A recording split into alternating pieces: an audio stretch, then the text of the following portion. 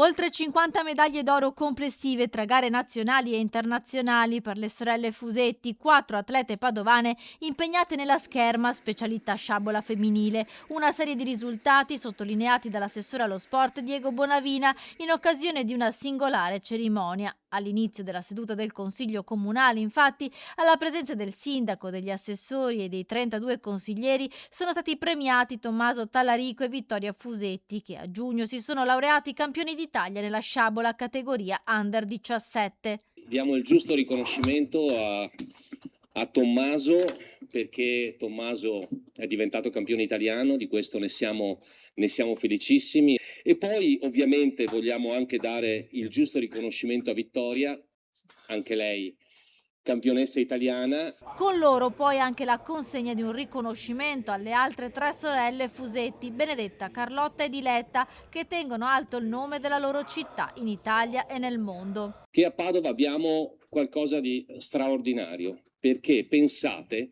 che ben 53 medaglie d'oro tra campionati italiani e campionati internazionali sono state vinte dalla famiglia Fusetti, che hanno anche una grandissima dote, quella di amare lo sport e di portare tantissime medaglie a Padova, al Petrarca e alla nostra nazionale. Un riconoscimento anche per il Petrarca Scherma, società che produce atleti nazionali e raccoglie risultati importanti, nella quale è arrivata quest'anno anche la campionessa olimpionica Francesca Bortolozzi, maestra di fioretto, e per le Fiamme Gialle, gruppo sportivo del quale fanno parte Benedetta e Carlotta, cresciute naturalmente nel Petrarca.